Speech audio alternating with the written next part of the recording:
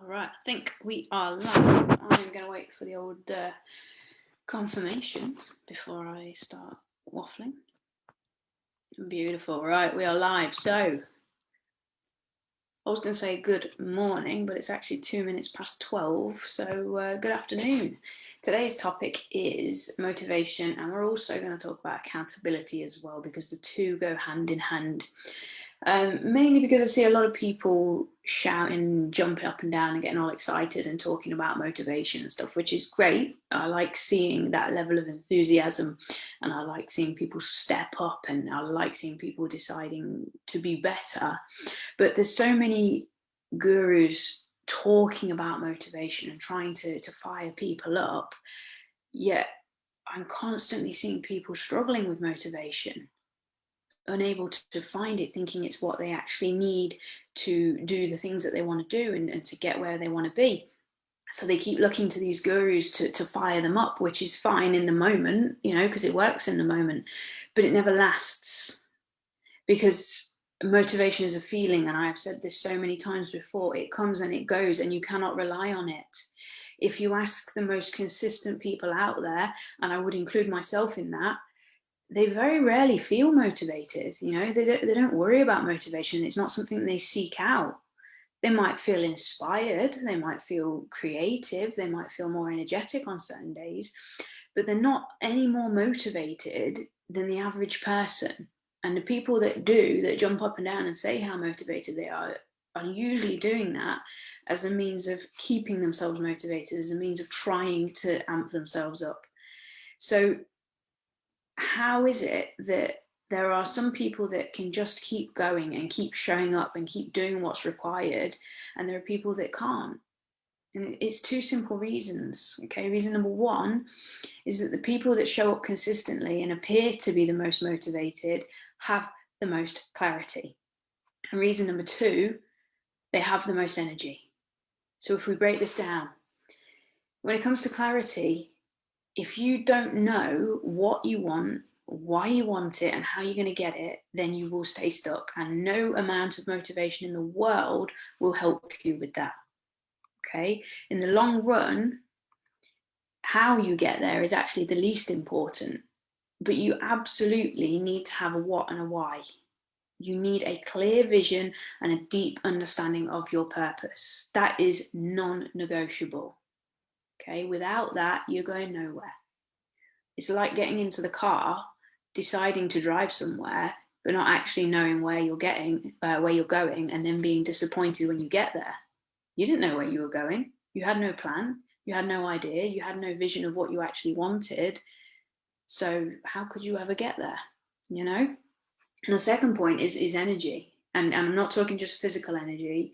I'm talking mental, physical, emotional, spiritual. If you're not energetically where you need to be in all of those areas, then you're not going anywhere. It's like getting back into that car and finding there's no petrol in it. Everybody gets tired. So why would you waste your energy trying to get motivated when you could be putting that time and that effort into taking care of your energy and nurturing it, and then going out and doing what you need to do? Because we all have so many different demands placed on our energy every day. But if we can take time to nurture it, then we can create a better balance in all of those areas. I'll spend an equal amount of time amping up my energy as I do executing my daily tasks. It's like that old saying that goes, if you give me 4 hours to cut down a tree, I'm going to spend the first 3 sharpening the axe. It's that same kind of principle. I know that if I can manage my energy in all areas, I'm going to get more done in 90 minutes than I'm going to get done in 4 hours if I don't do that, And that kind of leads into the next point.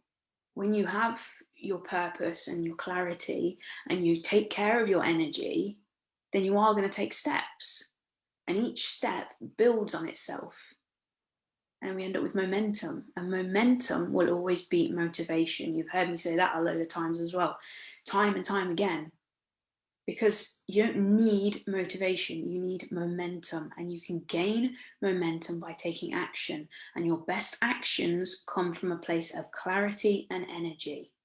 If you take care of those, everything else starts to fall into place. When you are energetic and you know what you want, why you want it, how can you not take action to make it happen? When you feel good and you know what you want, you don't sit there and do nothing, you go do stuff. You know, that's that place where we are better and we do better. And that leads into my next point, which is accountability. I ask a lot of people, have a lot of people ask me about accountability. You know, who holds you accountable? How can I be held accountable? You know, what do I do when I look for an accountability partner? You don't. You stop looking for accountability, because it's exactly the same as motivation. You will never get where you want to go if you need to be held accountable.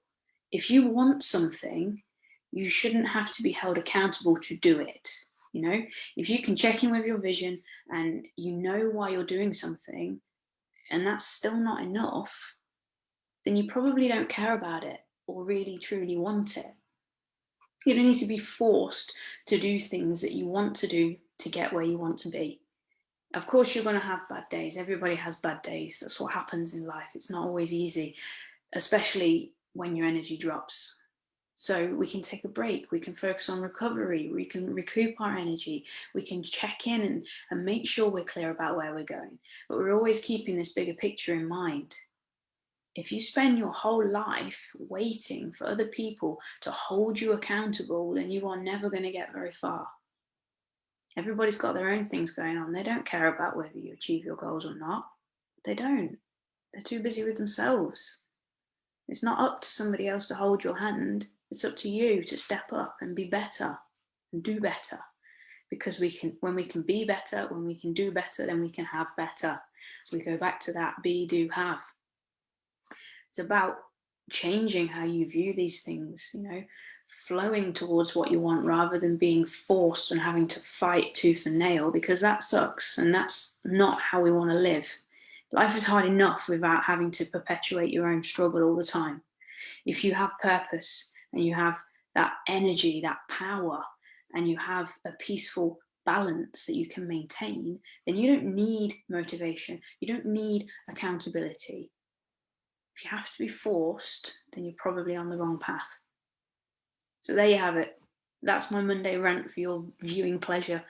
But some very valid topics there, and something I'm seeing a lot of at the moment from people wanting to be held accountable, wanting to find out how to get motivation, all this kind of stuff. So that's my 2 pence on the thought.